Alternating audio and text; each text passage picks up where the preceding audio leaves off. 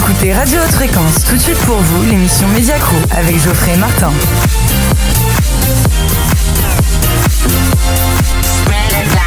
Bonjour à toutes et bonjour à tous et bienvenue, installez-vous, détendez-vous, préparez-vous pour une heure de divertissement, d'actu, de bons plans, de musique et bien plus encore. Aujourd'hui vous êtes dans l'émission Mediacro. Moi c'est Geoffrey qui vous parle depuis l'ECS IEJ Strasbourg. Mais comme d'habitude je suis loin d'être seul évidemment. Avec moi pour commencer autour de la table j'ai Rémi. Bonjour Rémi. Bonjour. Alors Rémi est notre sniper vedette que toutes les radios s'arrachent. J'ai d'ailleurs pour habitude de les rassurer en disant qu'il y en aura pour tout le monde. Oh bah, on peut me partager Puisque Rémi est expansif et voilà. S'il y a 6 radios, ça fait une belle part chacun quand même. Voilà, exactement. Et en face de moi, la régie, avec aujourd'hui Anna et Nina, sans qui bien sûr rien ne serait possible. Bonjour la régie. Bonjour la régie. Et comme il se doit, je garde bien sûr le meilleur pour la fin, celui qui présente cette émission avec moi. Merci. Bonjour Martin. Bonjour Geoffrey. Alors bonjour à toutes et à tous. Martin, je vous aime. Tu vas bien ? Ça va très bien et toi Geoffrey ? Bah écoute, ça va très très bien. Martin, est-ce que tu peux nous dire un peu ce qui nous attend, ce qu'on va découvrir dans cette émission ? Absolument pas Geoffrey. Voilà, exactement. Alors il y aura des chroniques comme d'habitude, des très bonnes chroniques que vous avez pu découvrir la semaine dernière déjà lors de la première émission. Exactement. Autour de la table avec nous aujourd'hui, on a déjà maintenant Jérôme et Adeline. Bonjour messieurs dames. Bonjour. Nous avons également Lucien pour sa chronique sport. Ça va ? Et je pense qu'on va pouvoir commencer les chroniques. Tout à fait. Tu peux arrêter de parler quand je parlerai. Non, je vais être comme ça. C'est un sniper mais il parle tout le temps. Voilà, c'est agréable. je vais être très chiant. C'est une mitrailleuse et puis un sniper. Et donc on va pouvoir commencer les chroniques. Tu sais de quoi tu parles. Et on va pouvoir commencer les chroniques. Allez, un jour ou l'autre avec Jérôme et Adeline. C'est à vous, jingle. Tout de suite dans Mediacro, le duo Jérôme et Adeline pour la chronique insolite. Rebonjour Jérôme et Adeline. C'est à vous de commencer. Adeline, es-tu prête au lieu de gribouiller sur ta feuille? Alors Martin, j'aimerais préciser quelque chose qu'on ne précise jamais assez. C'est que cette chronique, c'est une chronique un peu spéciale puisqu'elle est basée sur le thème d'un petit défi entre nos deux chroniqueurs que tu as cités. Donc Jérôme et Adeline vont rivaliser d'inventivité et de créativité pour nous fournir l'info la plus insolite possible. Et je vous laisse maintenant vous entretuer violemment. C'est tout à fait vrai, Geoffrey, tu as mais bien avec modération. résumé. Bien sûr, tu es avec modération. On va commencer tout doucement avec un homme de 36 ans qui se rendait à Nantes dans la nuit de mardi à mercredi dernier et qui a pris en stop sur l'autoroute un policier en civil dont le covoiturage avait été annulé. Alors au cours du trajet, dans un premier temps, le conducteur a avoué à son passager qu'il n'avait pas de permis de conduire. Déjà.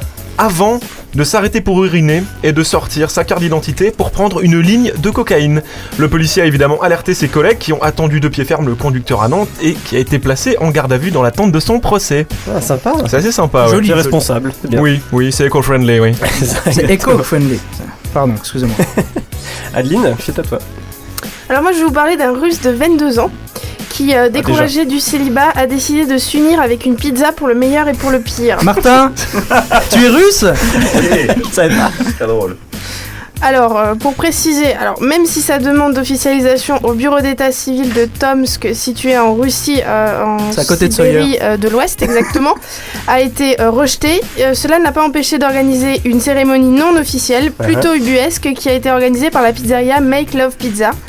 Et d'après les explications du jeune homme, ce dernier était en fait lassé de chercher l'amour, voilà. Et donc, réalisant qu'il aimait réellement une pizza dans cette pizzeria, justement, la Make Love Pizza, eh bien, sa décision de l'épouser lui est venue. Mais elle périme la pizza au bout d'un moment. Ou alors il la garde au congèle. Peut-être. Aucune idée. Comme des bébés. Je sais pas non plus comment il a consommé sa nuit de noces. Donc, l'accouplement. Libre à vous d'imaginer ce que vous voulez. Jérôme, est-ce que tu as mieux ?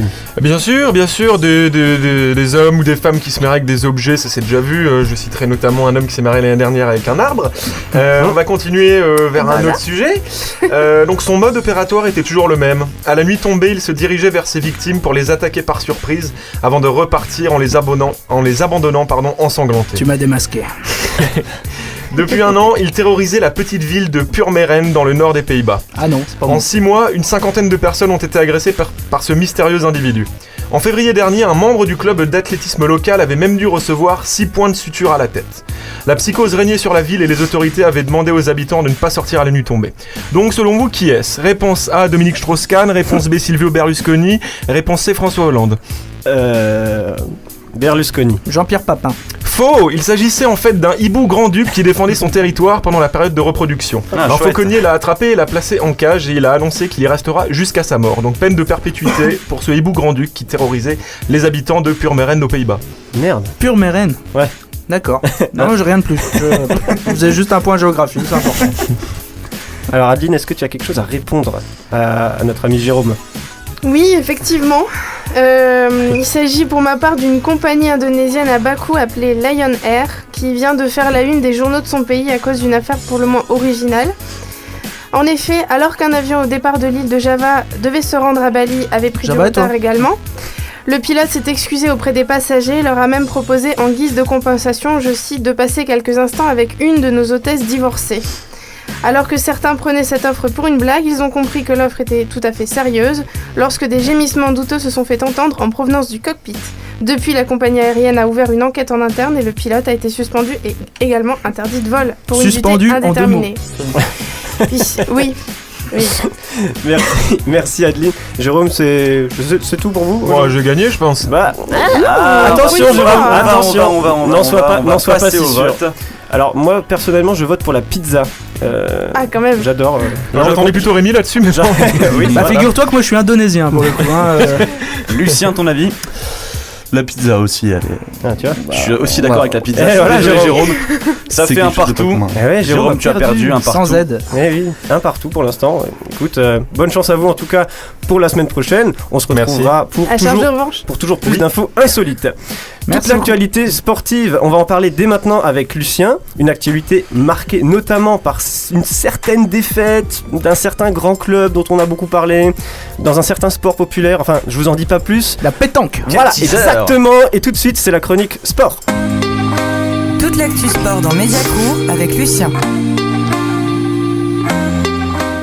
Bonjour à toutes et à tous. Bonjour Lucien. Aujourd'hui, je vous ai écrit un petit édito footballistique. Donc, comme vous le savez, sur la défaite du Real, sanglante défaite 4-0 face au FC Barcelone, et j'ai nommé cet édito Meurtre à la Maison Blanche.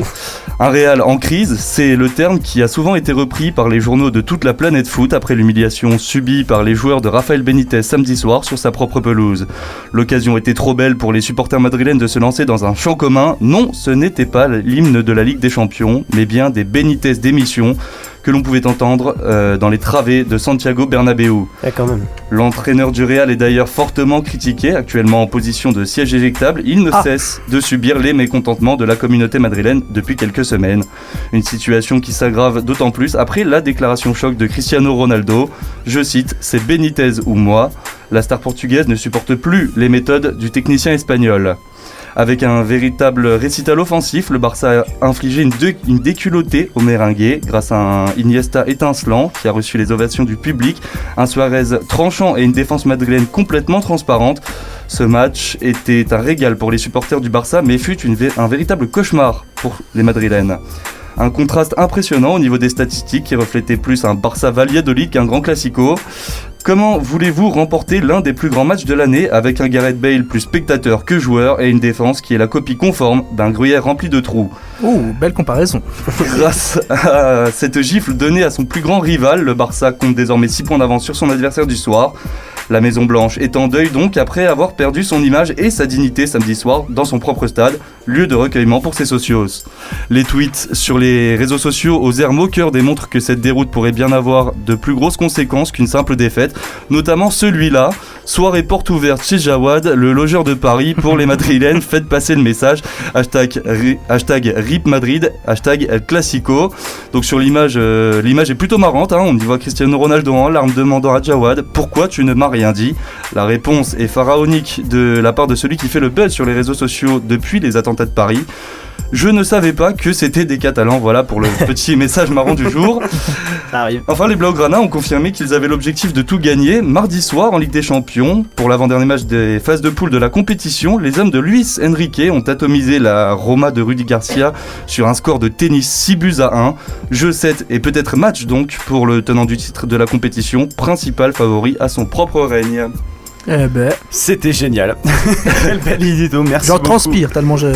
C'est dégueulasse, tu transpires tout le temps. Ouais, non, c'est vrai, dès que je parle, ça sue. C'est immédiat. C'est agréable.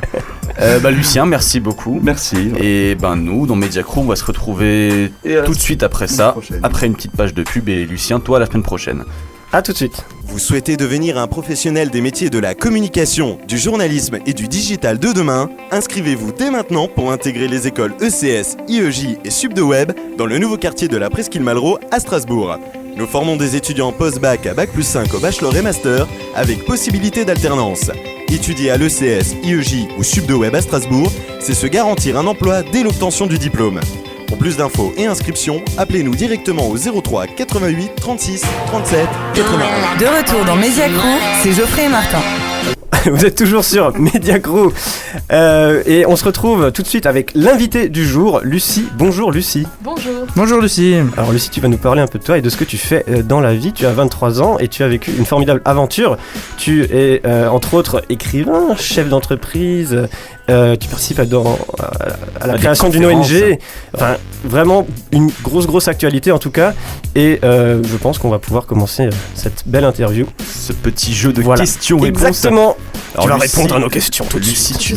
tu n'as que 23 ans, mais tu as déjà une vie bien remplie. Tu as fait un ou deux voyages en Inde, il me semble. Est-ce que tu peux un peu nous parler de tes voyages en Inde? Qu'est-ce que tu as pu apprendre là-bas et déjà pourquoi es-tu allé là-bas? Alors je suis allée en Inde complètement par hasard en fait, parce que donc après le lycée je savais que j'avais envie de voyager et de découvrir un petit peu le monde, pour découvrir aussi quelles étaient mes propres ressources. Donc je savais que je voulais partir loin, faire un voyage seul, pour vraiment apprendre à me découvrir, apprendre à comprendre comment pouvoir voyager seul, comment appréhender ses propres ressources, etc. Et du coup voilà, mon idée c'était juste de partir loin, seul, longtemps. Tu avais 19 ans. J'avais 19 ans, ouais c'est ça. Donc super jeune. Et t'as pu aller en Inde grâce à une bourse de la région Alsace. Comment ça s'est passé? D'où vient cette bourse? Alors en fait, donc ce qui s'est passé, c'est que déjà je me suis dit je vais me laisser guider un petit peu par le hasard et par le destin entre guillemets.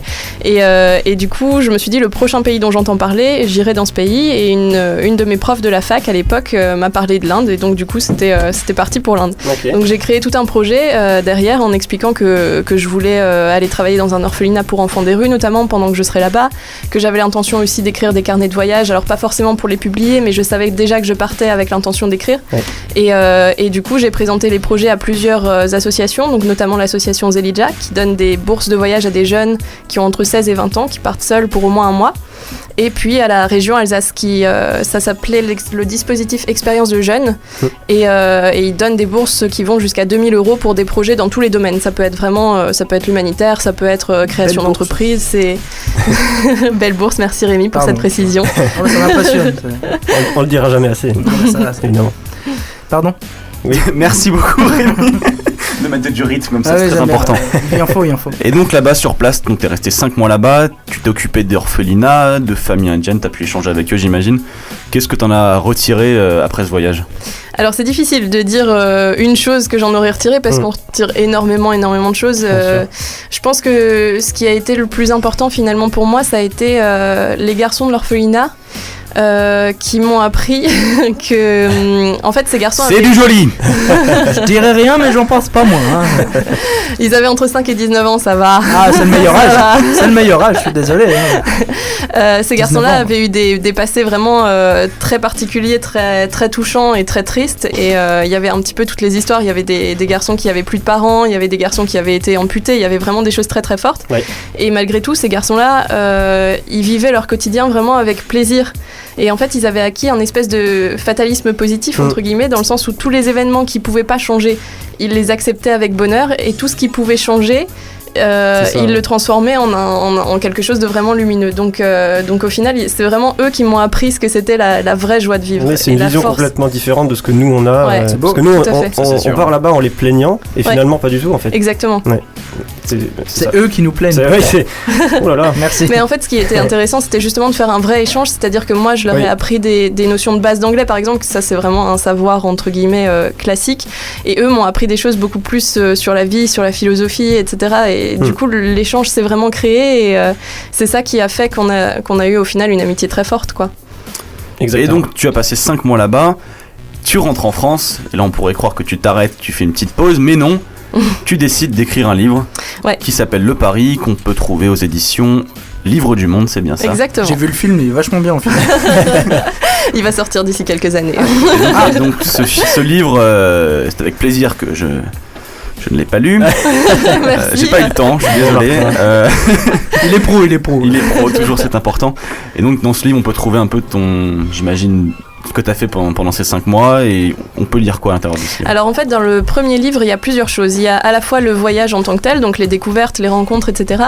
Mais le but du premier livre, c'était vraiment de parler aussi aux jeunes qui avaient l'âge que j'avais avant de partir et qui n'osent pas forcément toujours prendre la voie de leurs aspirations, parce qu'on est conditionné entre guillemets par un système scolaire, par des parents qui ont certaines attentes envers nous, etc. Et parfois nos aspirations correspondent à ce qu'on attend de nous et parfois pas. Et dans ces cas-là, c'est difficile d'assumer et d'oser et de dire bon, maintenant je vais prendre la voie de mon destin à moi et de ce que j'ai choisi. Et du coup, le premier livre, c'est vraiment le récit du chemin initiatique qu'il y a eu en fait. Donc avant de partir, pourquoi est-ce que je décide de partir, comment j'arrive au final à mettre en place tout ce qu'il faut pour pouvoir partir, et comment aussi se passe le retour, parce qu'un voyage s'arrête jamais quand on revient en fait, ça dure encore beaucoup plus longtemps. Et l'écriture du livre justement m'a permis de boucler la boucle en fait et de vraiment intégrer tous les apprentissages que j'ai fait pendant le voyage. D'accord, donc j'imagine que tu as écrit ton livre et en parallèle de ça, donc j'imagine que tu avais eu des séances de dédicaces, des petits voyages à faire par-ci par-là en France ou ailleurs.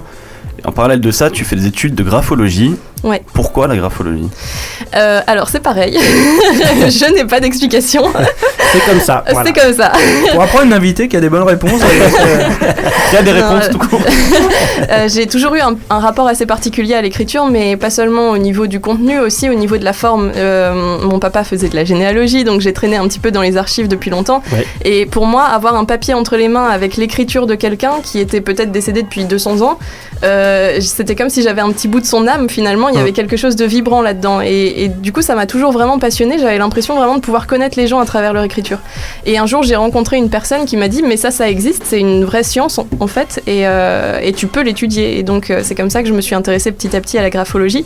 Et en rentrant de voyage, j'ai compris que je devais transmettre tout ce que j'avais appris, justement, tout ce que les garçons de l'orphelinat m'ont appris sur le courage, sur le bonheur, etc. Ouais. Et la graphologie, en fait, je me suis aperçue que ça pouvait vraiment m'aider là-dedans, dans le sens où ça me donne vraiment la possibilité d'analyser la personnalité des gens et leurs blocages potentiels et de les aider à aller au-delà pour s'accomplir. Ouais.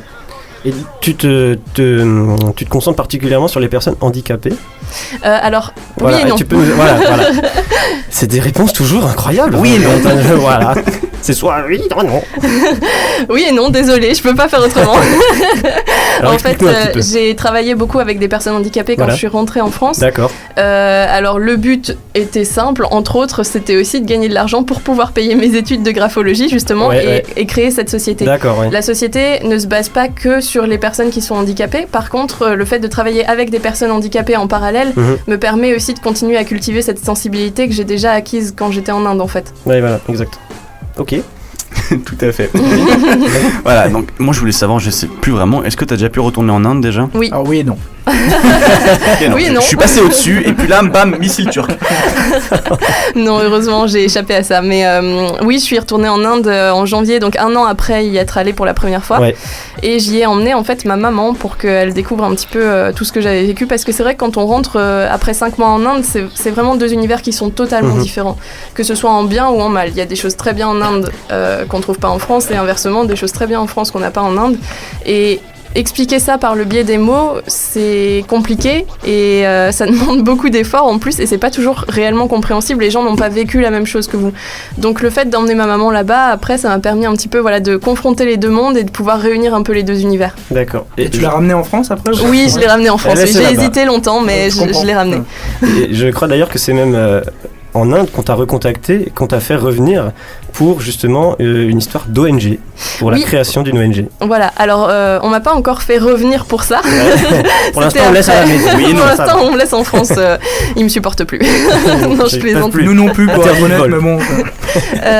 Non, en fait, donc après être retournée en Inde pour la deuxième fois, donc cette fameuse fois où j'ai emmené ma maman, on est allé notamment chez Varsha, donc qui est la personne qui m'avait hébergée la première fois, entre autres.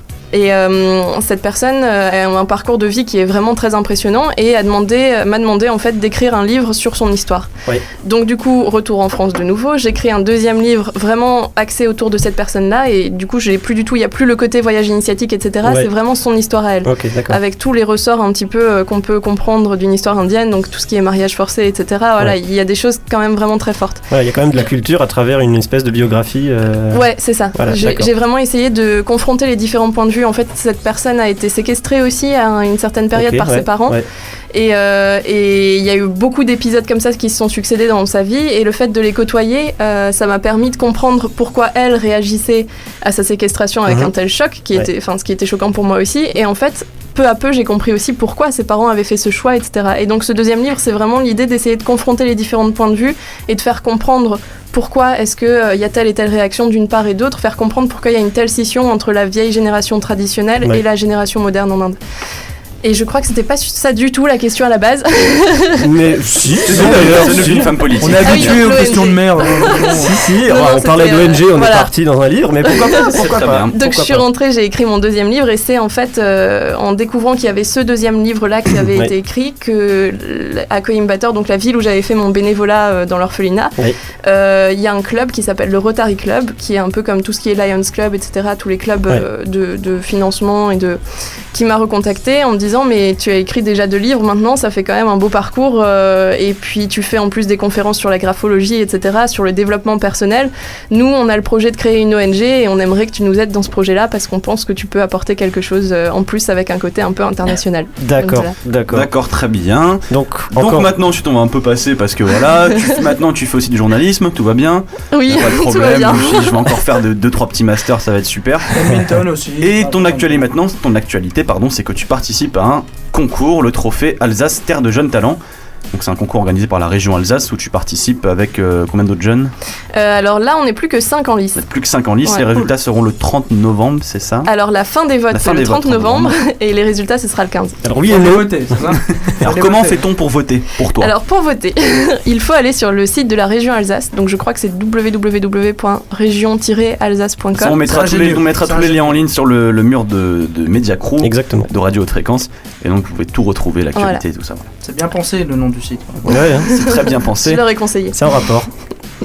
Et donc voilà, merci beaucoup Lucie. Merci à toi, Lucie. Tu peux rester un peu avec nous si tu veux. Avec plaisir. Si tu n'as pas d'autres occupations. On rappelle rapidement que Lucie, on peut te retrouver sur les réseaux sociaux. Oui. Sur Facebook. Exactement. Sur mon site internet voilà, qui s'appelle Advitam, donc A2DVITAM. 2D. 2D, attention. Je préfère les 3D, moi. Et puis après, LinkedIn, etc., ce genre de choses-là. Donc, d'accord. Merci beaucoup, Lucie. Encore beaucoup de projets, donc, puisque tu as encore bien le temps devant toi. Tu peux te reposer un petit peu aussi, tu sais. Oui, tu as le droit. C'est possible. Et donc, ce credo qui est pour nous, pour les auditeurs et pour tout le monde, réaliser vos rêves. Voilà, exactement. Ouais. Foncez. Voilà. Oh, je sais. Il est fort. Oh là là. Il nous impressionne chaque jour. Donc, on te souhaite beaucoup de bonnes choses encore. Et Lucie, bien sûr, tu restes avec nous. Si tu es d'accord, tu peux rester. J'accepte. De toute façon, tu n'as pas le choix. Donc, voilà. Donc, on va s'écouter tout de suite Good Time de Chic avant de retrouver vos chroniqueurs qui vous diront tout ce qu'il y a à faire et à voir sur Strasbourg, sans oublier l'horoscope de la semaine. À tout de suite.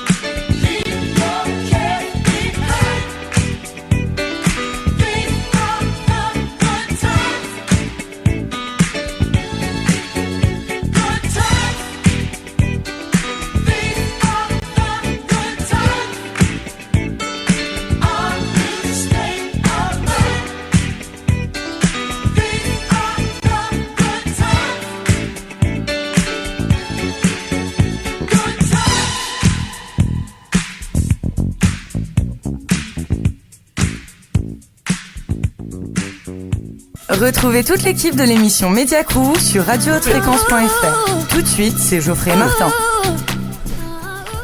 On est de retour pour cette troisième partie de Media Crew. De nouveaux chroniqueurs nous ont rejoints autour de la table. Nous avons les deux Sarah. Salut. Bonjour. Rémi est toujours là aussi, j'avais oublié. Nous avons également Morgane qui est autour de la table. Salut à tous. Et puis Tamaya qui nous salue de loin. Mais non, elle est là, elle a trouvé un petit micro pour dire bonjour. Salut à tous. Bonjour Anissa. Bonjour. Et que Martin, que de présence féminine autour de la table cette année. Ça change. Et de beauté fatale, comme tu dis à la de régie. beauté fatale. Non mais juste pour dire que ça change par rapport à l'an dernier où on était à peu près 95% de bonhommes. C'est et ça. bon, ça débordait un peu de testostérone protéiné, enfin je ne sais pas trop. Donc là on est en sous-nombre et je trouve que c'est un beau retour des filles. En tout cas tout de suite, on se donne rendez-vous pour de la gastronomie, des sorties avec Sarah et Sarah. Les filles, c'est à vous, jingle. Tout de suite dans Media Crew, retrouvez les deux Sarah et Caroline pour la triplette. Bonjour à tous. Bonjour. Donc moi je vais vous parler du Starbucks. Donc le Starbucks va arriver à Strasbourg. Je ne sais pas si vous en avez entendu parler. Si. Peut-être, je ne sais plus. Si. Donc l'enseigne dispose déjà de 15 000 points de vente dans une cinquantaine de pays. Ouais. Et elle va voir le jour à la place de la brasserie Lobette. Donc moi ce que je trouve sympa chez Starbucks, c'est leur large choix de cafés qui sont plutôt originaux et qui proviennent des meilleures récoltes du monde. Et en plus ils font de très bonnes pâtisseries comme des carrot cakes ou des excellents muffins. Carrot cake. Oui. Ok, ça c'est du cake au ça donne carottes. envie. Exactement, ça vient de pays anglophones il me semble. C'est très bon. Ouais, naturel. Une belle discussion. Exactement. Alors Rémi, tu lui parles debout, c'est bon. Ah oui, non mais moi c'est ma passion. Hein. Oui, voilà. Je suis. Il y a plein de pâtisseries, c'est excellent. Bon bah je vais y aller. Salut les gars. C'est pas encore ouvert. Il va attendre devant pendant 6 mois j'attends. là. D'ailleurs, ils communiquent pas encore sur la date d'ouverture, mais ça va être sûrement courant d'année 2016. Je serai là. Voilà, on sera tous là. Et pour continuer sur la même lancée, donc moi je vais vous parler d'un nouveau concept qui a ouvert à Strasbourg. Donc je sais pas si vous en avez entendu parler, c'est American Break. Non, je connais pas American Break. En gros, c'est première impasse de la Grange, c'est juste la rue derrière la Fnac, près du bar qui s'appelle la Mandragore. Tout à fait. J'aime bien ça. Et c'est un nouveau concept qui existe. En gros, ils font des donuts maison. Donc c'est des véritables homemade avec des super bons donuts fourrés avec C'est déjà crème ouvert pâtissière depuis 2-3 semaines, il me semble. Je vais pas finir l'émission les gars. Ouais. On va y aller. Ça donne faim. Et, Geoffrey, on te laisse finir. Voilà, merci je à tous. finirai cette émission tout seul. Et pour l'avoir testé hier après-midi, c'est franchement pas mal.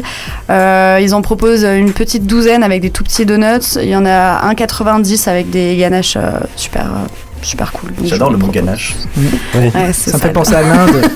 Ou à panache. Je ne sais pas. C'est ça. Enfin, c'est pareil. Donc voilà, je vous y invite. Merci beaucoup. Est-ce que vous avez encore des infos sorties, gastronomie? C'est tout pour vous pour aujourd'hui? C'est tout pour cette semaine, on va pas D'accord, tout bon, on en dévoiler. a- Bah oui, c'est vrai. C'est vrai qu'il faut en garder. Ah là là. Il faut en garder sous le coude. Ça y Il est, faut je crève regarder la ce dalle. pied. C'est bien à Strasbourg, il y a plein de choses qui ouvrent à Strasbourg. Hein. Exactement. Il y a un Burger King il y a quelques semaines là, maintenant un Exact. Starbucks, je Il y a ta suis. sœur aussi. On va continuer, Geoffrey. Oui, tout à fait. Vas-y. Alors tout de suite, on va accueillir Morgane. Bonjour Morgane. Bonjour. Alors Morgane, tu vas nous parler, pareil, un peu dans le même thème, tu vas nous parler de ce qu'il y a à faire sur Strasbourg, Voilà, de ce qu'il y a à voir sur Strasbourg. Tout de suite, c'est la chronique Move in Strass. Move in Strasbourg, c'est tout de suite dans Media Crew avec Morgane.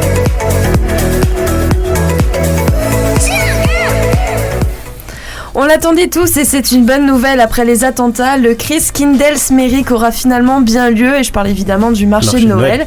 Voilà, alors il sera inauguré par le ministre de l'Intérieur Bernard Cazeneuve vendredi soir. La sécurité sera renforcée et des manifestations ont été abandonnées, comme la crèche vivante de la place du Château, les manifestations pour enfants et une dizaine de chalets ont été retirés pour réduire la densité. Cette année, le pays invité est le Luxembourg, donc vous pourrez découvrir sa gastronomie avec des plats comme le Lézerbouli ou le Knidele Matchpek. Alors on peut se moquer, mais nos Alsaciens sont pas mieux. Et je sais pas si comme nous il y a une guerre entre Knidele et Knidele, on n'aura qu'à leur demander. Le marché de Noël fermera le 24 décembre au soir, soit une semaine plus tôt que les années précédentes pour des questions de sécurité. Okay. Avec plus de 30 000 visiteurs chaque année, la foire européenne d'art contemporain Start revient ce week-end du 27 au 30 novembre au Parc Expo du Wacken. Amateurs d'art ou simples curieux, vous pourrez découvrir, voire acheter des œuvres provenant d'artistes du monde entier. C'est la photo qui sera mise à l'honneur cette année avec la Maison européenne de la photographie qui présentera un show solo de l'artiste Bettina Reims, considérée comme une des photographes les plus importantes de notre époque, celle qui réalise la plupart des clips et des photos des pubs de parfums et de mode que vous voyez tous les jours en fait. Et les places seront à 16 € au guichet et 14 € sur la billetterie en ligne si vous êtes intéressé. Le vide dressing de la mort qui tue, alors c'est pas moi qui le dis mais c'est son nom, revient pour sa 4e édition samedi de 11h à 19h. Ce sont 4 Strasbourgeoises qui en ont eu l'idée. Elles se réunissent à 4 dans un appartement pour vider leurs armoires et offrir aux chopeuses un large choix de vêtements, chaussures et accessoires, neufs ou quasiment, allant de 9 à 99 €. C'est chez Jawad ? C'est voilà, tous chez Jawad. Messieurs, vous aussi, vous serez conviés vu que les filles proposent un rayon rien que pour vous, avec des marques connues de tous, donc plus d'excuses après ça pour dire que vous n'avez rien à vous mettre pour l'hiver. Et en plus, pour ceux qui n'ont pas la patience de faire du shopping avec leurs copines, il y aura tous un buffet mis à leur disposition. N'est-ce pas, Rémi ? Voilà, ça y est, voilà. Là je vais y aller. Là, on le retrouve. T'as su me capter, c'est bien. En tout cas, merci Morgane pour ces infos essentielles du coup pour tout ce qu'il y a à faire sur Strasbourg, puisque c'est une ville qui bouge beaucoup. Et bonne nouvelle d'ailleurs que le marché soit maintenu, puisqu'il était vraiment question de l'annuler. Et je suis, pas personnellement en tout cas, je suis très content qu'il soit maintenu. Moi aussi, je ferai. Voilà. Non, moi ça me saoule. Est-ce qu'on peut en parler ? Non, d'accord. Si on peut en parler du marché de Noël un petit peu, c'est un... Non, mais c'était juste pour dire que c'est une bonne chose, je trouve. Et voilà. En tout cas, merci Morgane. On se revoit la semaine prochaine pour on parle pas, alors. Alors, on n'en parle pas.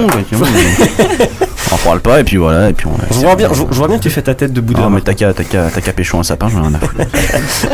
En tout cas, pour de nouvelles actus sorties dans Moving Strass, ce sera pour la semaine prochaine, Morgane. Voilà. Et merci à toi. Merci. Qu'est-ce qui vous attend dans la vie ? Comment faire pour vous en sortir ? C'est donc Anissa qui va nous en parler dans la chronique Astrofrais et l'astuce de Mémé. L'Astrofrais et l'astuce de Mémé avec Tamaya dans Mediacou. Yeah. Alors moi aujourd'hui je vais vous parler du temps. Donc déjà, est-ce que vous avez remarqué la différence de température entre cette semaine et la semaine dernière ? Ça caille. Ouais, on est d'accord, c'est horrible. J'ai trop chaud là, j'en peux plus. Ouais, c'est vrai, alors, studio il fait chaud. Alors c'est vrai qu'actuellement, vous ne sentez pas forcément, mais ici il fait à peu près 4000 degrés je pense. Voilà, c'est incroyable. Hors taxe. Oui. Il fait toujours meilleur que dehors en tout cas. Moi je vous ai préparé, je vous ai concocté un petit horoscope hivernal. Un horoscope. C'est un horoscope mais avec des cornes en fait. Que des taureaux dedans. Ok, donc on commence avec les béliers, c'est parti. Donc vous aurez des envies coquines cet hiver. De plus, vous préférez rester sous la couette. Les taureaux, l'hiver vous donnera envie de sortir et de faire de nouvelles rencontres, donc ce qui est très bien pour eux. Les gémeaux auront un besoin particulier de romantisme, ça ne viendra pas automatiquement vers eux s'ils ne sortent pas de leur igloo, clairement. Ensuite, les cancers, vos angoisses pourraient bien gâcher votre hiver et vos fêtes de fin d'année à cause de vos petites angoisses. Et donc du coup ça c'est pour toi Rémi. Comment tu te sens cet hiver ? Cet hiver, écoute, pour lui il a chaud. J'ai chaud, oui, toujours moi. Je suis en t-shirt alors qu'il fait -20, donc. Mais sinon ça va pourtant, ça va très bien. De toute façon c'est ce qui est prévu pour toi, c'est plein d'énergie cet hiver, donc c'est nickel. D'énergie. Rien. Voilà. Ensuite on passe à Geoffrey, donc ça c'est pour toi les Vierges. Oula, attention. Donc tu me diras si c'est vrai, n'a pas envie de sortir, il voudra rester tranquillement à la maison. Oula. Bon, je viendrai te voir. On verra ça. Ouais, bon. Enfin, c'est pas trop mon truc de rester chez moi, mais écoute, maintenant que tu me l'as dit, forcément, il fait pas encore assez froid, besoin de sortir, hein, évidemment. Ok, ensuite, alors pour moi, personnellement, c'est très vrai. Donc les balances ont envie de partir à l'aventure cet hiver. Donc Martin et Sarah, dites-moi, vous en pensez quoi ? Jamais de la vie. Martin est vierge en fait, c'est moi qui suis balance. Je suis en niveau dans... Non. Moi je suis plus pour une petite virée au ski. Je n'aime pas la neige, j'aime pas le soleil, j'aime pas la pluie, j'aime quand il fait gris. Mais il fait quand même meilleur dans le sud, donc ça reste... Je m'en fous, je vais rester chez moi et dormir 2 semaines. Je vais aller au McDo tous les jours pendant 2 semaines, après je vais rester chez moi et dormir. Il n'y a que la potatoes. Ok, donc Donc je poursuis avec les scorpions. Donc ce sera à base de fatigue, stress, petite maladie de saison malheureusement pour eux. On vous conseille donc de prendre bien soin de vous pour limiter les dégâts. Ensuite, Sagittaire, vous aurez besoin de passion et de chaleur cet hiver. Olivier, on pense à toi. Oula. Oh, il a besoin de chaleur, le petit Olivier. Juste une question, on a une invitée qui est autour de la table depuis le début et qu'on n'entend plus. Oui. Lucie, tu es là avec nous? Oui, je suis toujours là. Voilà. Quel signe astrologique es-tu, Lucie? Je suis Scorpion. Ah, c'est déjà passé? Scorpion, ça vient de passer. Oui, fatigue, stress, petite maladie de saison, Lucie. Eh ben alors, Prends soin de moi. Prends soin de ta queue, hein, les scorpions, c'est important.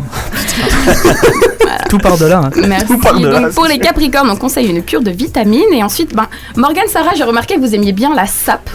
Donc, est-ce que pour vous, l'hiver, c'est une façon de sortir une nouvelle garde-robe? Donc ça, c'est pour les Verseaux, en fait. Pas forcément, mais la cacher sous les manteaux, c'est bien pratique. Tu peux mettre ce que tu veux, personne va le voir. Tu peux sortir comme tu veux, tu mets un bonnet. C'est pratique. Plus beau pull, hein. Voilà. C'est vrai, mais il faut quand même assortir le sac, les chaussures. C'est vrai. Ça, voilà. Donc je vous vois bien là-dedans. Compliqué. Et enfin, les poissons, pour eux, l'hiver rime avec hibernation. Ensuite, pour les astuces de Mémé, donc Mémé vous rappelle qu'on prépare son corps en hiver. Pour l'été, bien sûr. Donc là, c'est des petites astuces beauté et santé. Donc prenez des notes, attention. Pour des pieds doux, une demi-tasse de vinaigre blanc et une demi-tasse de Listerine, en fait. Tout ça dans de l'eau et vous laissez les pieds 15 minutes dedans. Vous les emballez dans de la vaseline une fois que vous les avez séchés. Et le lendemain, vous avez des pieds tout doux. Et pour les pieds qui puent, t'as un truc parce que... Non, mais bon, ça pourrait marcher, tu sais, tu pourrais quand même essayer. J'arrive pas à m'en débarrasser, ça poque, c'est affreux. Mais au moins, ils seront doux. Oui, voilà. Ensuite, ça c'est plutôt aspect santé ou bien-être. Vous voyez le petit coup de barre de 15 heures. Oh oui, je le vois bien. Oui, voilà. Alors, il est conseillé de faire simplement une petite marche de 10 minutes. Voilà. Oh là. Ah, merde. Tout simplement. Ça va pas être possible. Voilà. Est-ce que tu as fini? Yes. C'est super. Tu comptes revenir la semaine prochaine? Bien sûr. On t'accueillera. Tu feras quoi? Ah, ça on verra, c'est la grande surprise. Tu feras un nouveau horoscope? C'est la grande surprise. Très bien, merci beaucoup. Tu seras à vous. de nouveau là, Tamaya, la semaine prochaine. Avec plaisir. Et nous, on sera de nouveau là dans 3-4 minutes.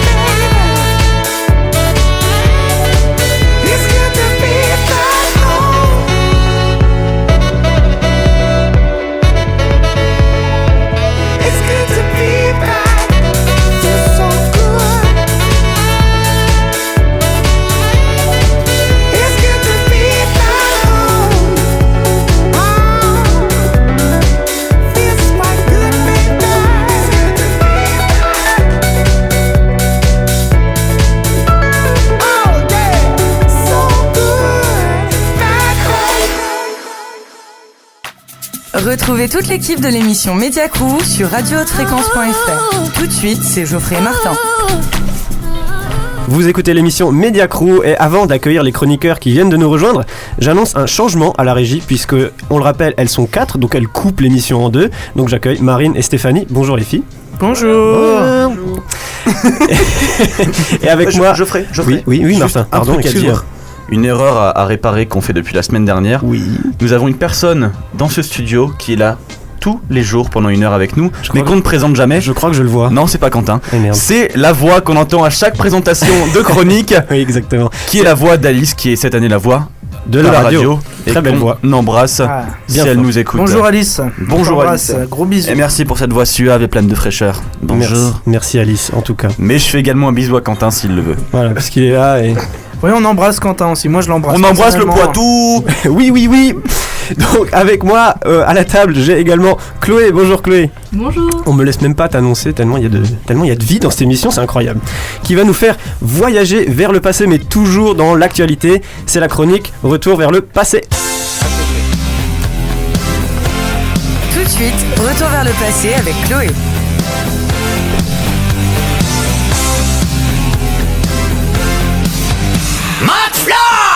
Cette semaine, comme toujours, il s'est passé beaucoup de choses intéressantes dans le passé. Je pourrais donc vous parler d'événements super importants, mais je vais plutôt vous poser directement une question. Je suis chaud. Pourquoi est-ce qu'en Europe, dans les anciennes maisons, de nombreuses portes et fenêtres sont murées? Ouais, je sais. Ouais. C'est pour que 73. C'est pour que les Il y a un coup de guitare qui est parti. J'ai adoré. Quentin, range cette guitare. C'était pour que les fantômes trouvent porte close. Parce que la voie est close. Oh, bon elle a été faite par ceux qui sont morts et les morts la gardent. Exact. Comme Christine. D'accord, c'est pas vraiment ça. Une autre idée? Non. Pas du tout. Sèche. C'est à cause de la création d'un impôt sur les portes et fenêtres qui a été mis en place le 24 novembre 1798, c'est-à-dire il y a 217 ans et 2 jours, en France du coup. Cet impôt a été créé parce qu'il a l'avantage de pouvoir être établi dans la rue et du coup il n'y avait pas de contestation possible. Ok. Donc l'impôt il est tout de suite très impopulaire et pour faire des économies, de nombreuses fenêtres et portes vont être murées. Alors ça va réduire énormément le nombre d'ouvertures dans les habitations au détriment de la santé publique. Sachant qu'en Angleterre, il va y avoir une énorme vague de rachitisme qui arrive. De qui? De rachitisme. Oui, je l'ai vu, on a pu la faire hier soir. En fait, c'est une maladie. C'est une maladie qui est entre autres due au manque de lumière. Donc voilà. Et autre conséquence regrettable d'ailleurs, c'est la destruction massive des fenêtres à Méno. C'est une fenêtre qui est séparée par une croix en bois ou en pierre qui date de la Renaissance. Et cette fenêtre, en fait, elle comptait pour 4 ouvertures. D'accord. Du coup, ça valait pas le coup, ils en ont fait qu'une. Alors l'impôt sera aboli bien plus tard, en 1926, c'est-à-dire 128 ans après, mais le mal est déjà fait. Oui. Donc il faut dire que cet impôt était bon à jeter à la poubelle. Super transition. Transition. Elle est forte. Car en parlant de poubelle, est-ce que vous savez d'où vient ce nom? Eugène Poubelle. Eugène Poubelle. Bien joué. Ouais, on s'y connaît en déchetterie. Qui est-ce qui sont costauds à Radio de Fréquence? Oui. Alors j'aimerais faire un petit hommage à Eugène Poubelle, qui les a inventés avant-hier, il y a 132 ans. Eh oui. Alors, par un arrêté en 1883, ce préfet impose aux Parisiens d'utiliser des réceptacles fermés pour l'évacuation des ordures ménagères. Monsieur Poubelle voulait en finir avec la crasse, qui était quand même caractéristique de la capitale depuis le Moyen-Âge. Et le tri collectif est même inventé, même si à l'époque déjà, c'était si mal appliqué que la mesure disparaît dès l'année d'après. Alors même si l'invention de la poubelle est louable, je me suis toujours demandé pourquoi Poubelle avait donné son propre nom à un objet aussi peu séduisant. C'est vrai. Alors est-ce qu'il voulait imposer une malédiction à sa descendance, qui ne pourrait plus jamais porter fièrement leur nom de famille? Oui, en tout cas, est-ce qu'il s'appelle encore Poubelle aujourd'hui? C'est une bonne question. C'est une bonne question, j'ai pas trouvé honnêtement. C'est une question géniale, Geoffrey. Voilà. Enrico Poubelle. On n'en parle pas assez, je trouve. Bon, en tout cas, le fin mot de l'histoire, c'est qu'en fait, les arrêtés de Monsieur Poubelle n'étaient vraiment pas appréciés par la presse. Et un journaliste qualifie un jour par dérision ces fameux réceptacles de boîte poubelle, un nom qui restera pour l'éternité. Eh oui. Donc il y pouvait rien. Et après les poubelles, j'aimerais finir sur une note de poésie avec la sortie du film des studios Disney Aladdin. Il est sorti quand d'après vous? Il date de quand? Ah, le premier? Aladdin. Le premier Aladdin. C'est animé avec le... En 1992. 82. 98. C'était les enfants. Eh ben c'est Stéphane qui a raison. Stéphane, bravo. On fête aujourd'hui même les 23 ans du film. Donc c'était quand ? 92. Donc en 92. C'est sûr. Voilà. Et oui, ce long métrage d'animation s'inspire fortement de fameux contes, les contes des 1001 nuits. Et oui. Il s'agit d'un recueil anonyme de contes populaires d'origine persane et indienne, dans lesquels les histoires s'entremêlent et les personnages sont mis en relation les uns avec les autres. Okay. Est-ce que vous connaissez des noms de certains de ces contes ? Jasmine. Oui, le Alibaba et les 40 voleurs. Oui, c'est juste. Merci. Sherazade et... Oui, Sherazade. Alibaba fait le djihad. Voilà. Non. C'est un tout nouveau. Non. Non, mais c'était pas aussi nouveau quand même. C'est vraiment de la bombe. Les 72e, je on peut aussi citer Aladdin ou La Lampe Merveilleuse, Oui. qui vient aussi du film. Il y a aussi Abil et Kabil, Sinbad le Marin, Oui. Les Califes et Non, le c'est le Califat. Roi Lion, ça. Et les Sinbad, c'est 7 le Roi Lion. vizirs. Oui, on va dire ça. Et pourquoi est-ce qu'on appelle ce recueil Les 1001 nuits ? Est-ce que Lucie Friedrich, elle le sait ? Oui, elle qui a voyagé. Oui, c'est parce que, alors d'après ce que je sais, Attendez, je suis désolé, parce que quand même, nous on ne sait rien et elle sait tout. Sherazade devait raconter en fait une histoire par nuit pendant 1001 nuits, si je me souviens bien. Pour pouvoir ne pas avoir la tête tranchée parce que le roi de Bagdad, voulait posséder plus de 1000 femmes sans jamais se faire trahir par ses femmes, et donc l'idée c'était de se marier avec elles et de leur trancher la tête dès le lendemain. Et Sherazade, pour échapper à cette règle atroce, a décidé de raconter des histoires en fait jour après jour et nuit après nuit pour pouvoir maintenir le roi en extase. Exactement. Lucie, exactement. C'est costaud. Bravo. Merci.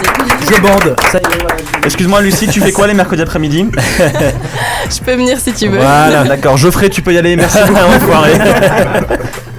Elle est forte, Mais c'est ça sera ça. jamais Martin. Non, c'est vrai, elle a raison. Alors je vais le dire avec mes mots, mais c'est exactement ça. Ça vient du récit cadre en fait. C'est-à-dire que c'est l'histoire qui encadre toutes les autres. Le recueil commence par l'histoire du roi de Perse qui se fait tromper par sa femme. D'accord. Et lorsqu'il le découvre, il décide de la faire exécuter, forcément. Normal. Et il se persuade que toutes les femmes sont perfides et décide d'épouser chaque jour une vierge qu'il fait exécuter le matin de la nuit de noces pour se venger et empêcher tout adultère. Ouais, se met Je bien. préfère la version de Lucie, moi personnellement. Sherazade, c'est la fille aînée du grand vizir et elle se porte alors volontaire pour faire cesser le massacre. Elle va mettre au point un stratagème avec sa sœur et après le mariage, le soir venu, elle raconte une histoire palpitante au sultan sans la terminer.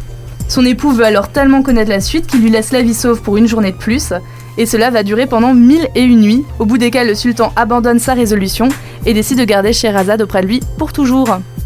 Voilà, donc Sherazade, c'est donc la conteuse de tous les récits des 1001 nuits. Maline. Maline, hein. Elle est forte, elle est forte. Donc de mon côté, j'ai fini de vous conter mon histoire. Oh, tu es notre Sherazade, Annie. Ah oui. Merci beaucoup. Et à la semaine prochaine. À la semaine prochaine, merci beaucoup. On va tout de suite enchaîner avec monsieur Igor. Bonjour tout le monde. Tu te calmes. Oh. Avec sa chronique nostalgique, mais avant ça, Igor, attends un petit peu. Jingle. La chronique nostalgique, c'est tout de suite avec Igor sur Mediacrew. Igor, dépêche-toi, j'ai hâte. Alors, bonjour tout le monde, j'espère que vous êtes en forme. Oui, parce Igor. qu'aujourd'hui, on va parler des personnages mythiques des jeux vidéo. Bien évidemment, il s'agit d'un point de vue totalement personnel et subjectif, donc s'il vous plaît, vous n'allez pas commencer à me faire chier, merci. De rien. Donc, oui, je suis encore énervé de la semaine dernière sur ma chronique sur la frustration. Donc les jeux vidéo regorgent de plusieurs centaines de héros qui nous ont fait rêver, qui nous font rêver et qui vont nous faire rêver, en passant par Mario, Sonic, Link, Crash Bandicoot, Carl Johnson de GTA San Andreas et même Yoshimitsu. Vous vous souvenez de Yoshimitsu ? Bien sûr. Bah, faut mettre une couche, hein. Faut mettre une couche. Ce chevalier samouraï présent dans Tekken, le fameux jeu de combat. Ma main a coupé que la première fois que tu as joué à Tekken et que tu as vu Yoshimitsu, tu t'es dit que ce personnage était complètement dingue. Effectivement, Yoshimitsu est un personnage complètement badass, mais seulement badass au niveau de son apparence. Parce qu'une fois sur le terrain, c'est toute une autre histoire. Le type, il a un katana, c'est un samouraï bien sûr, qu'il utilise soit pour se faire harakiri. Je dois vous rappeler que nous sommes dans un jeu de combat et le but est d'achever son adversaire et en se faisant harakiri, on s'achève soi-même. Donc merci Yoshimitsu, tu viens de me faire perdre mon premier combat. Soit il utilise son katana pour tenir en équilibre dessus comme quand tu fais un manual dans Tony Hawk. Donc encore un truc inutile dans un jeu de combat. Ou encore il utilisait son katana pour... Attention, je ne sais pas si quelqu'un autour de cette table a déjà réussi à faire ça, mais en tout cas c'est quelque chose de dingue mais de complètement inutile aussi. Yoshimitsu pouvait faire l'hélicoptère non pas avec son penny, mais bel et bien avec son épée. Une attaque complètement inefficace mais qui avait quand même un taux de swagitude non négligeable. Bref, les jeux vidéo, je le répète, comportent des centaines de héros, dont mon Yoshimitsu d'amour, mais les jeux vidéo ont aussi des héroïnes. Vous savez, cette substance qu'on s'injecte dans les veines par le biais d'une seringue. Non, Igor, je crois que c'est pas ton sujet, c'est pas la drogue ton sujet. Ah merde, tu nous parles des héroïnes de jeux vidéo, je crois. Pardon, excusez-moi, après tout, Mario bouffe des champignons et ingurgite des pilules en forme d'étoiles depuis bientôt 30 ans, mais comme ça on laisse passer. C'est pas faux. Donc les héroïnes, ah là là, ces belles héroïnes, sans déconner, je crois que mon premier fantasme, oui, vous ne rêvez pas, je parle bien de mon premier fantasme, eh bien c'était la première fois que j'ai vu la jeune et jolie Lara Croft. Déjà sur PlayStation 1, avec le premier volet de la saga, et je ne sais même pas si on doit appeler ça un volet, parce que vu la grosse paire de bolmiches qu'elle avait notre Lara, on partait plus sur un balcon que sur un volet. Enfin bref, là n'est pas le sujet. Bravo. Alors voilà. Donc déjà sur PlayStation 1, notre Lara Croft pixelisée nous faisait bien baver avec sa tenue d'aventurière qui comporte bien évidemment un mini-short et un soutien-gorge, parce qu'aller combattre des FARC dans la forêt amazonienne ne cite pas beaucoup de protection, évidemment. À mon avis, avec si peu de vêtements et une peau aussi bien exposée, il n'y a pas que les moustiques qui doivent sucer. Ok, pardon. Donc, on la coupera. Donc imaginez-vous les mômes actuels devant le dernier Tomb Raider sur PlayStation 4 avec des graphismes et boobs soufflants. Il est en forme, Et les enfants de demain avec l'Oculus Rift, ce casque à réalité augmentée, je peux vous assurer que ça continuera à sticker du joystick dans les prochaines années. Dégueulasse cette année, Enfin bref, avec l'arrivée de Lara Croft et les éditeurs de jeux vidéo ont compris qu'il y avait un véritable marché du personnage féminin à exploiter. Après, si Lara Croft ne vous fait pas baver, il y aura toujours ce bon vieux plombier moustachu qui s'appelle Mario pour venir régler vos problèmes de tuyauterie. Parce que vous le savez, dans les jeux vidéo, chacun fait la sauce à sa manière. Alors là, bravo. Merci Igor. Merci beaucoup Igor pour cette chronique extrêmement sexuelle, sensuelle, explicite. Vous avez l'esprit mal placé, c'est tout. Oui, bien sûr. Ça va être encore plus mal placé bientôt. Oula. Génial. Merci beaucoup Igor, et maintenant on va passer tout de suite à Joachim et Stéphane. La chronique Discover dans Media Crew avec Joachim et Stéphane. Je m'en lasserai jamais de ce Joachim. Les garçons, depuis que vous êtes rentrés dans ce studio, il y a comme une certaine tension. Il y a de la tension. De quoi allez-vous nous parler aujourd'hui? Et je vois que vos regards sont menaçants l'un envers l'autre. C'est tendu tous les deux aujourd'hui. Écoutez les gars, que ce soit bien clair, aujourd'hui il n'y a pas de les garçons. Hein. Il y a juste Joachim et un mec chelou qui m'a suivi dans le studio. Mais quel acteur? Ouais, Stéphane. Alors on se fait... Georges Clooney là. Autant vous dire les gars qu'on se fait la gueule. Alors pourquoi? Tout simplement parce qu'on n'a pas été d'accord sur nos choix de musique et que ce mec est même pas foutu d'écouter de la putain de musique décente. Je suis d'accord avec toi, Vanessa Paradis, c'est vraiment de la balle. Parati, Amélie Vosgien. Parati, confiance. Alors moi je préfère rien vous dire, je vais rester de marbre. Parce que moi au final je t'aime quand même bien Joachim, mais bon. Ne disons rien, donc aujourd'hui j'aurais pu vous parler d'artistes que monsieur Joachim adore certainement, comme par exemple Adele qui sort un nouvel album encore plus joyeux que le précédent. Là elle rigole là, non? Elle est heureuse. Rémi, range le pistolet s'il te plaît. Quelqu'un a une corde parce que... Sinon j'aurais aussi pu vous parler de gradure. Vous connaissez tous gradure? Oui, je suis là, oui. J'aime pas l'amour, je préfère acheter ta go. 500 €, oui, c'est le prix des allocs. Je dépense le tout pour l'hôtel et le resto. On a des armes pour éviter le dialogue. La vie de ma mère, chez un qu'on les baisse. Elle a pris cher. Voilà, c'est la nouvelle musique de Gradure. Génial, hein, vraiment super. Mais malheureusement pour lui, je parlerai pas non plus du dernier album du grand André Rieu. Tout le monde connaît André Rieu, bien évidemment. Mais il était pas mort, lui? Non, il est toujours vivant. Il ressort un album. Donc je suis désolé mon petit Joachim, j'ai parlé d'autre chose aujourd'hui, j'avais envie de parler de rock, du vrai rock, et en plus du rock qui est dur, donc je vais vous parler du groupe les Foo Fighters. Est-ce que vous connaissez les Foo Fighters? Oui, slash non. Mince, ça c'est les dialogues. C'est pas ce qu'il y avait. J'ai confondu. Oui, bien sûr. C'était-moi une musique des Foo Fighters. Foo Fighters, le retour. Voilà. Surtout pas. Super. Alors Foo Fighters, c'est un groupe de rock américain qui a été formé à Seattle. Donc c'est Dave Grohl, le batteur du groupe Nirvana, qui lance le projet en 94 suite à la dissolution du groupe et surtout suite à la mort de la légende Kurt Cobain. Donc Dave Grohl, il se lance dans un projet tout seul et il va intituler un album Foo Fighters. Donc il enregistrera tous les instruments lui-même, à l'exception de quelques titres que aussi Chris Novoselic et Pat Smear composeront avec lui, donc eux aussi des grands de Nirvana. Mais Dave Grohl, il aime pas trop être tout seul, il veut pas faire une carrière solo, alors il décide de réunir plusieurs musiciens et donc de créer les Foo Fighters. Alors juste pour vous dire à quel point ils pèsent dans le game les garçons, donc les Foo Fighters c'est 9 albums, près de 12 millions de likes sur Facebook et leur titre phare The Pretender c'est quand même plus de 150 millions de vues sur YouTube. Donc c'est moins que Lucie mais c'est pas mal quand même. C'est pas mal, on voit que c'est pas des rigolos quand même. Donc on va enchaîner, donc merci pour la question, Martin, que t'étais censé me poser, c'est pas grave. Ah là là. C'est très bien. Attention, jeu d'acteur. Stéphane, c'est très bien tout ça, mais pourquoi tu nous parles d'eux, dis donc? Mais très bonne question. Et ça? Alors, c'est vrai. Alors il faut savoir que lundi dernier les Foo Fighters ont sorti un nouvel EP et en plus de ça il est gratuit. Il est gratuit. C'est quoi un EP? Alors un EP c'est quand on sort, très bonne question.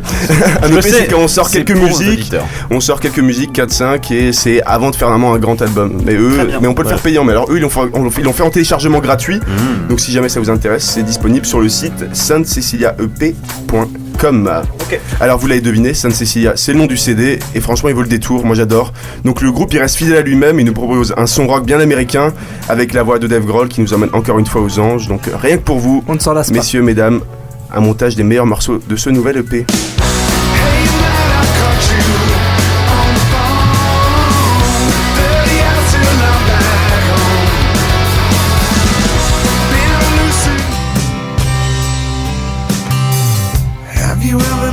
Dumb enough to do what you wanted to do without good reason coming over you.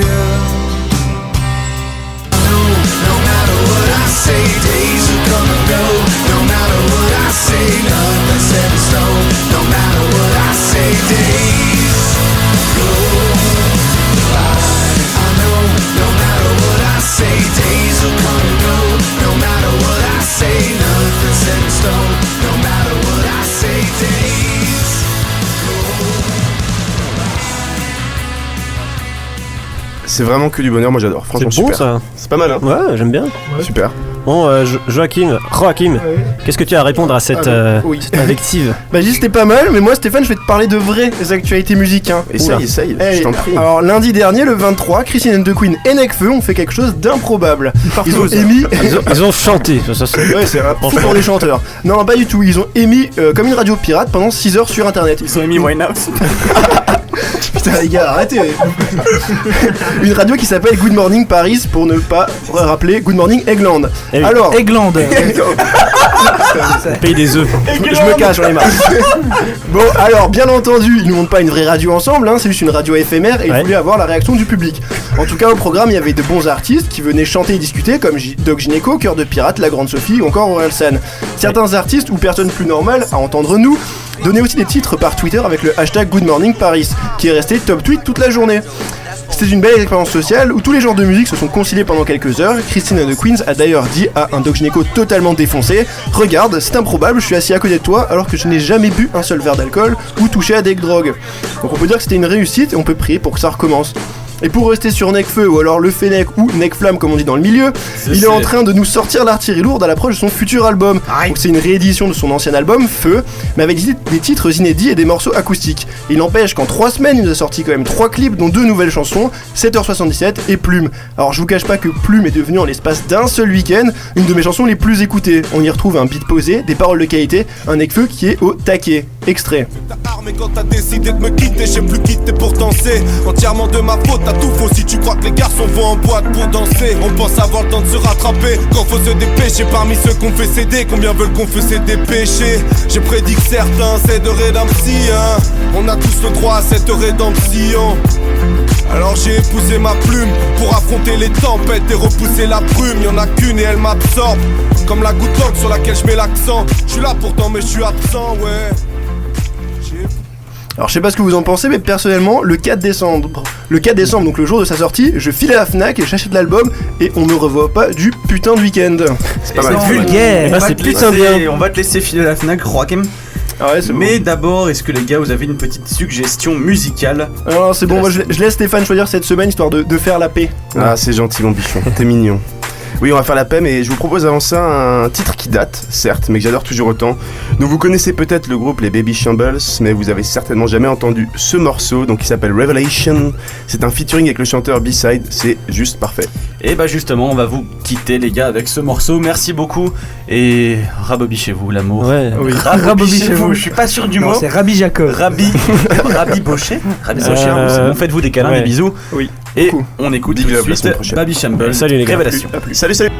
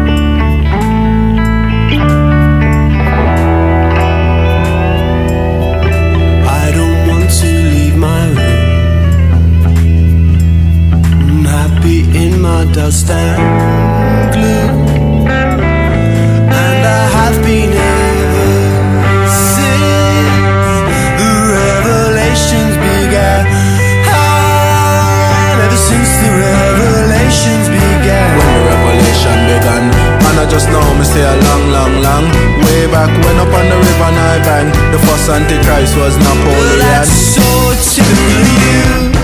So typical of me, oh me, oh me, oh. Way up on the numbers, high up on the numbers.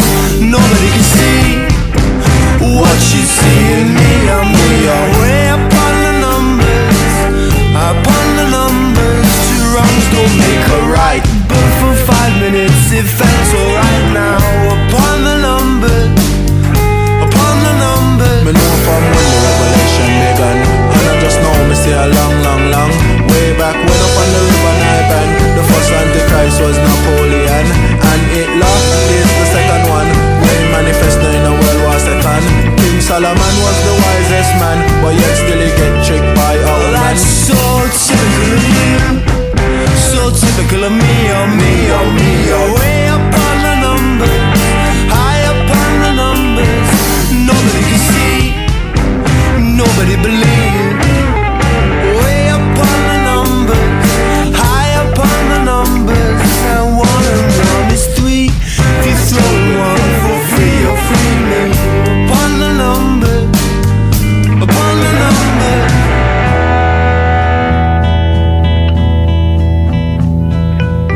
What's it? Just walk the walk, talk the talk. Billy Byler, can't smoke the pipe in peace. Too much Babylon, too much police.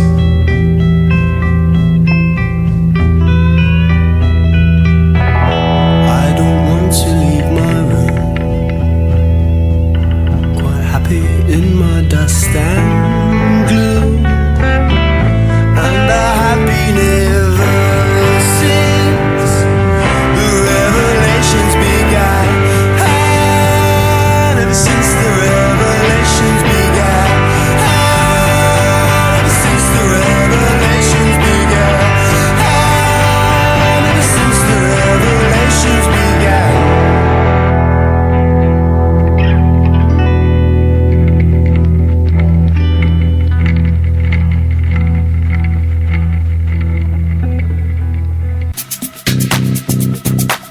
Retrouvez toute l'équipe de l'émission Média Crew sur radiohautefréquence.fr. Tout de suite, c'est Geoffrey et Martin. On est toujours sur Média Crew et on va parler maintenant de cinéma. Plus précisément, il va s'agir de parler d'une série qui est très connue et que tout le monde connaît sûrement de nom au moins. Il s'agit d'Hunger Games. Tout de suite, c'est la chronique Rewind avec Thomas et Bueto. Tout de suite dans Média Crew, c'est Rewind. Avec Thomas et Bueto.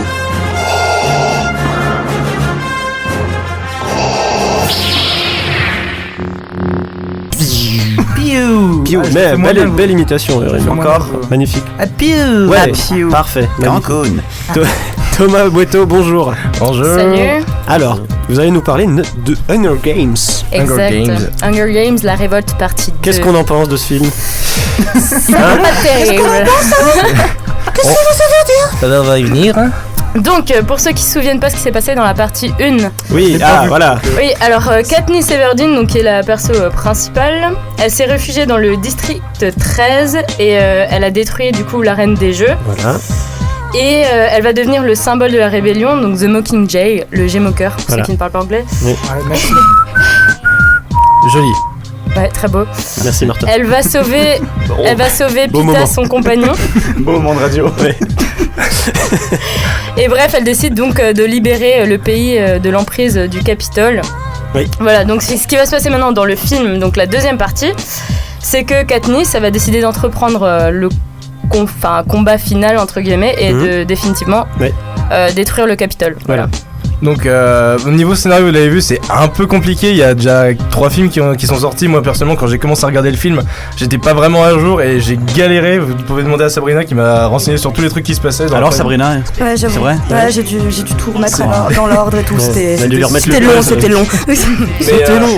Et il comprend pas vite en plus. Hein. Non, il a du mal. Faut lui réexpliquer. C'est vrai qu'il est un peu con. Revenons au film, voyons s'il vous plaît. En gros, le scénario est assez... Enfin, le film partait bien pour moi qui suis pas un gros adepte de Hunger Games mais qui reconnaît que c'est assez cool. En gros, Hunger Games a toujours été autour de la manipulation, donc des thèmes assez cool pour un teenage movie, pas comme Twilight qui était vraiment un truc à l'eau de rose. Et en ça, je peux dire que les 2 premiers étaient vraiment cool. Et pour ce dernier film, du coup, on attendait la révolte, quoi. Le final. Voilà, c'est ça, on attendait un gros final, et finalement, c'est une déception. Oh. Sachant qu'au moment où on s'excite un petit peu, on arrive aux portes du Capitole où ça va vraiment se passer. Bah. Pub. Katniss. Alors, on va juste un petit peu spoiler peut-être. Donc, Non. Mais on spoil que ce qu'il y a dans la bande-annonce. Donc, Comme la semaine dernière, je n'écoute plus. D'accord, salut Martin. C'est reparti. Donc en gros, le film commençait plutôt bien avec un ton très sérieux. On voyait que le personnage de Katniss, qui est un personnage assez pacifique, commençait à avoir quelques problèmes avec les limites de la personne qu'elle est en train de représenter, c'est-à-dire le G-Mocker, la révolte. Oui. Et on pensait finalement que ça allait ramener quelques petites problématiques avec le personnage confronté à justement la guerre. Et en fait non, on revient sur un Hunger Games dans une ville avec plein de citoyens qui ne sortent pas et qui sont entourés de pièges dans toutes les rues. Mortel. T'as Sabrina qui fait une tête à côté. C'est amené un verre d'eau. T'en bats vraiment dans le film, tu vois, genre tu passes de. Enfin, tu comprends pas vraiment ce qui se passe, genre il y a tout le monde qui fonce sur le Capitole, mais toi tu suis qu'un petit groupe qui est pas censé le faire. D'accord. Et voilà. T'es pas dedans quoi, genre il y a presque aucune scène d'action, mais on en reviendra plus tard, mais c'est assez compliqué et très lent en fait pour un gros film de fin en fait, de saga. Ouais. Genre il y a une scène d'action. Ouais, c'est le dernier. Ouais. Vous l'avez déjà dit? Et la fin. Oui, on l'a dit. Okay. En fait, on arrive dans donc tout le film, elle essaie d'atteindre le lieu du méchant et tout, et dedans, elle y est. Elle y est, elle va rentrer dedans. Il y a un truc qui se passe. J'aime bien quand tu me parles comme ça.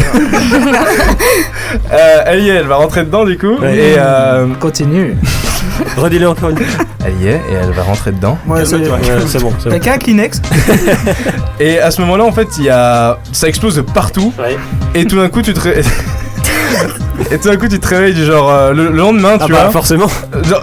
Oui, évidemment. Pitié. Laisse-moi finir.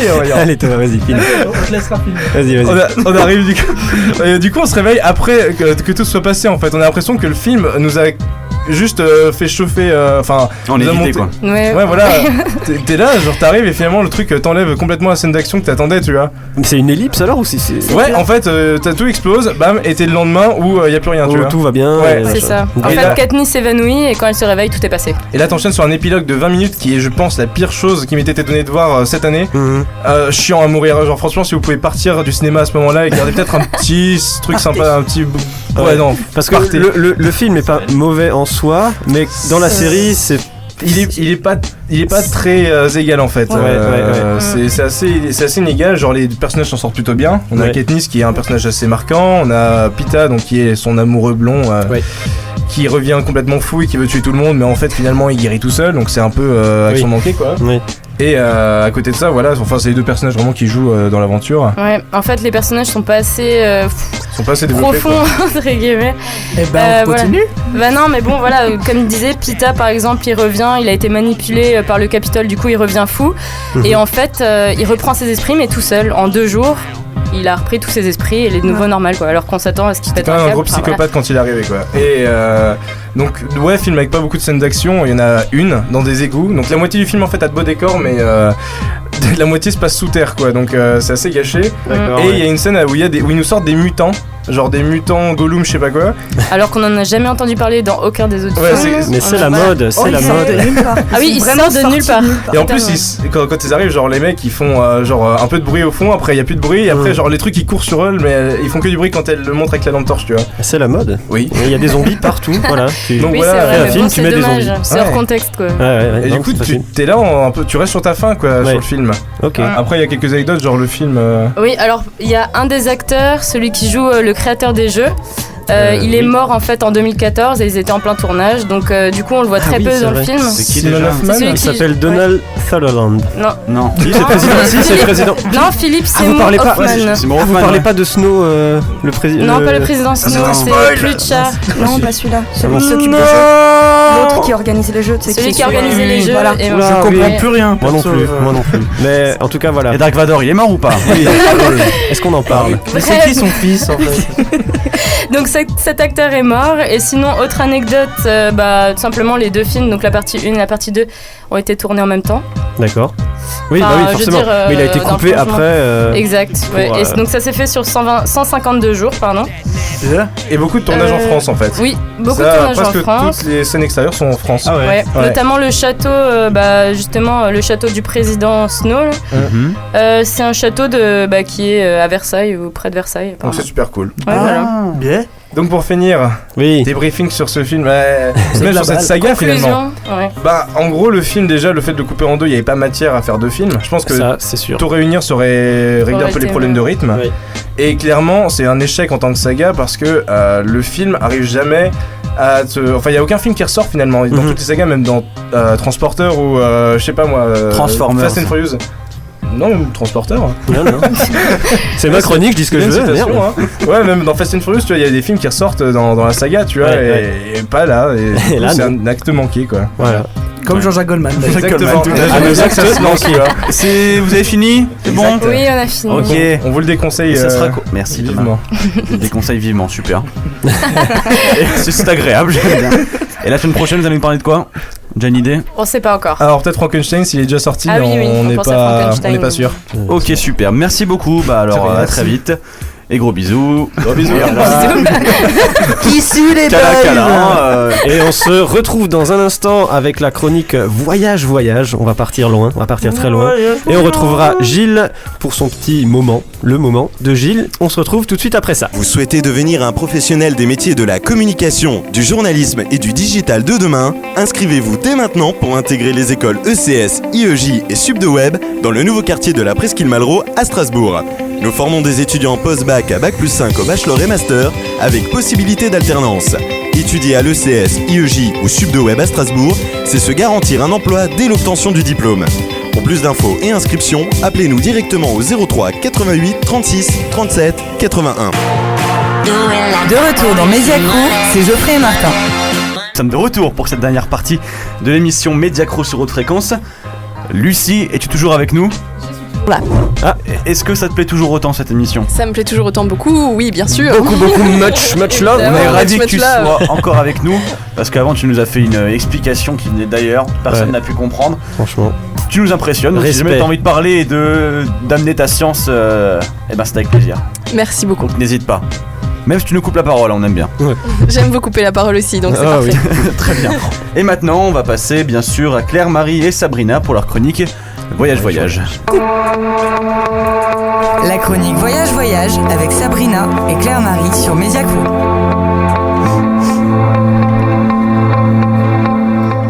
Et on va parler du Japon.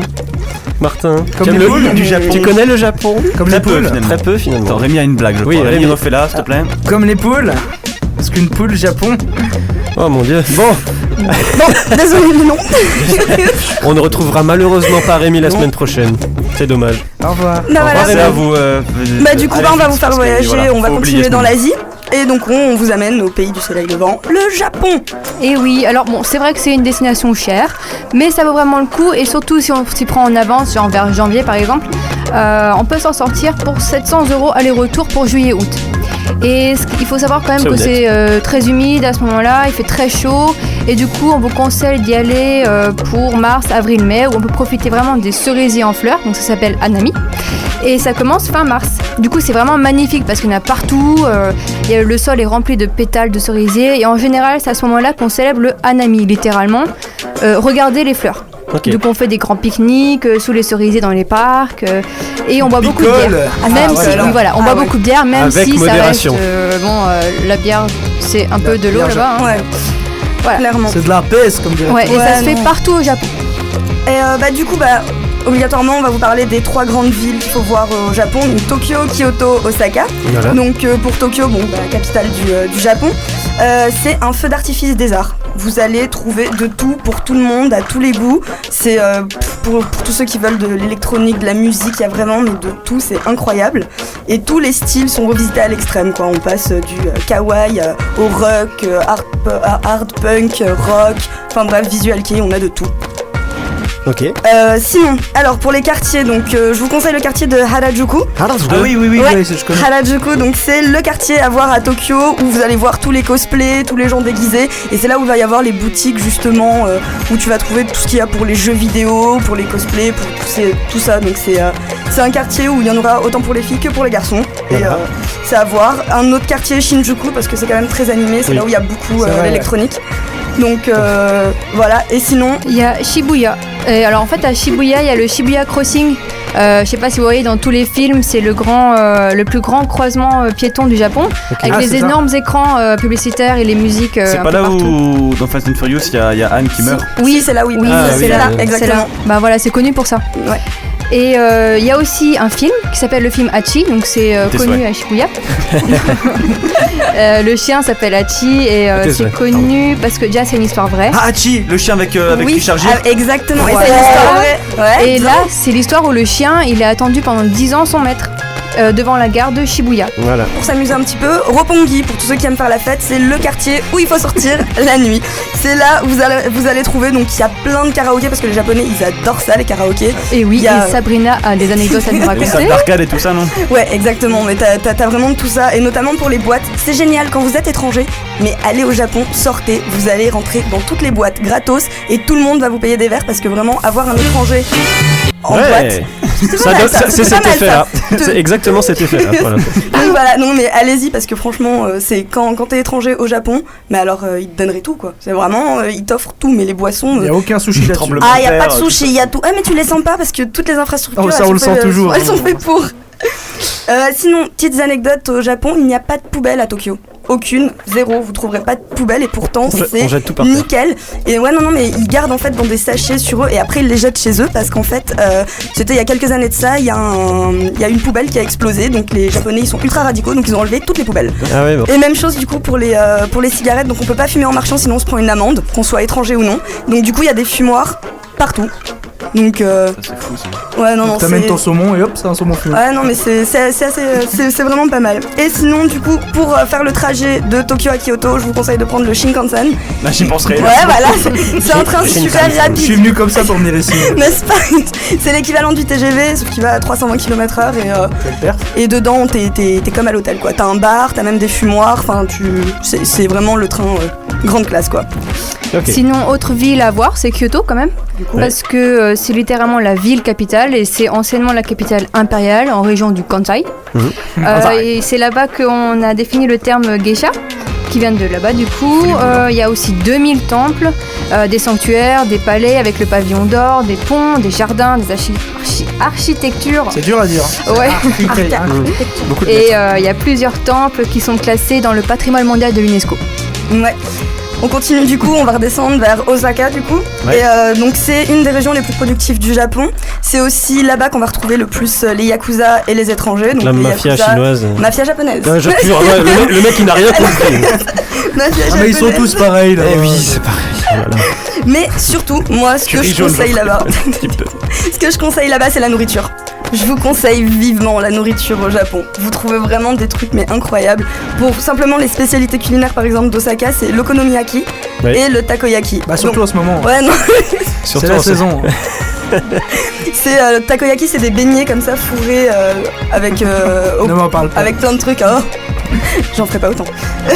Et sinon okonomiyaki, c'est une espèce de crêpe, une énorme crêpe avec du chou, du lard, plein de trucs et c'est super bon. C'est une choucroute. Ouais, non, mais c'est en crêpe quoi si tu veux. Ah. Donc, et ouais, pour ce qui est des restaurants, vous trouverez vraiment, mais partout à manger. Franchement, si vous n'avez pas beaucoup d'argent là-bas, mais la nourriture ça coûte rien du tout et vous vous en sortez avec des plats, mais vraiment des plats quoi. C'est énorme. Il me semble que c'est une culture là-bas. Ah ouais. Beaucoup manger, c'est. Ils aiment énormément ça, c'est vraiment. Ouais. Et en plus, c'est très sain. Franchement, honnêtement, c'est super sain. Donc, tu manges, mais toi en tant qu'étranger, du coup, t'as l'habitude d'une nourriture un peu grasse et du coup, ça te fait manger énormément là-bas parce que t'as toujours faim, même en ayant fini un plat mais énorme, t'as faim derrière. Ah voilà, oui. C'est pour ça qu'ils mangent beaucoup parce que c'est c'est pas grave, pas calorique. Donc ouais. Sinon, du coup, je vais partir plutôt de la religion là. Voilà. En fait, ils sont majoritairement bouddhistes. Du coup, il y a beaucoup de temples et beaucoup de jours fériés pour fêter les dieux anciens. Pour ce qui est du travail, en fait, ils ont que entre 3 et 7 jours de vacances par an. Par Donc année. c'est rien du tout. Et du coup, c'est là-bas qu'on enregistre le taux de suicide le plus élevé. Ah, Ils ont énorme. L'anecdote joyeuse. Ah, complètement, ouais, ils ont le taux de suicide le plus élevé du monde parce que c'est. Et c'est pour ça qu'en France, on dit souvent que les Japonais, Chinois, comme ça, ils viennent toujours prendre des photos, qui sont pressés, qui prennent que des photos et tout. C'est juste parce qu'ils ont pas trop de temps. Bah, ils ont Et pas qu'ils doivent faire vite. Franchement, honnêtement, ils ont pas de temps. Il y en a, moi j'avais des amis du coup qui bossaient pendant 3 ans d'affilée pour se réserver genre 3 semaines vraiment de vacances en France ou quelque part parce que sinon ils peuvent pas. Autant ils ont des jours fériés, mais sinon, enfin. Vraiment pour ça, c'est vraiment des bosseurs quoi. Ils sont dans le travail à fond et c'est ce qui fait que le taux de suicide, bah du coup, c'est le plus élevé du monde quoi. Donc ils en peuvent plus eux-mêmes. Mais on va quand même vous donner les 3 bonnes raisons d'y aller. Ouais. Obligé. Premièrement, c'est quand même une découverte culturelle incroyable parce qu'avec tout ce qu'on vous a raconté, c'est quand même énorme Oui, d'avoir ça. Plein de choses, ouais. Et en plus, les gens ils sont adorables. Hein. Franchement, si vous vous perdez, vous demandez à un japonais, je vous assure qu'il vous amène à l'endroit que vous voulez. Après, tu comprends rien. Ouais, tu ouais, comprends rien, mais tu vas. Ah non, franchement, tu lui montres juste le papier, il va regarder, il va faire follow me. Et tu vas le suivre, mais il t'amène devant le truc. Même s'il doit travailler, il va t'amener là-bas. Tu n'en ressors pas. Ah non, mais ils sont vraiment super gentils. Et évidemment, je garde sur ce point parce que c'est vraiment ce que j'ai adoré, la nourriture. La nourriture, et pour ça je peux vous conseiller un restaurant à Strasbourg qui a ouvert en mai et qui est 100% japonais, les chefs sont japonais et le personnel est japonais, c'est le Matsumoto Qui est à côté des brasseurs. Vous voyez les brasseurs Et c'est dans la rue en fait, juste au-dessus. Et il est excellent. Et je vous conseille parce que là-bas il y a vraiment des plats typiquement japonais. C'est pas sushi et compagnie, désolé, mais c'est vraiment des plats typiquement japonais. Donc voilà. Ok, très bien. Ça marche. Eh bien, écoutez, Lucie, est-ce que tu étais au Japon déjà? Non, j'étais pas au Japon. Par contre, je suis allée en Chine pendant 2 semaines, mais c'est pas les mêmes. Ce ne sont pas les mêmes. Tu as vu les Yakuza donc comme le titre. Voilà, les Yakuza chinois, bien sûr. les Yakuzi. Évidemment. C'est plus mon truc. Donc, merci pour cette anecdote en tout cas. Et merci les filles. Avec plaisir. Merci à vous. Encore plus de voyages la prochaine fois. Encore plus de voyages. Encore plus de voyages. Au Liechtenstein, la Et semaine pour prochaine. terminer, on va terminer avec le fameux Monsieur Gilles. Pour ton moment de Gilles, c'est parti, jingle. Tout de suite dans Media Crew, c'est le moment de Jill.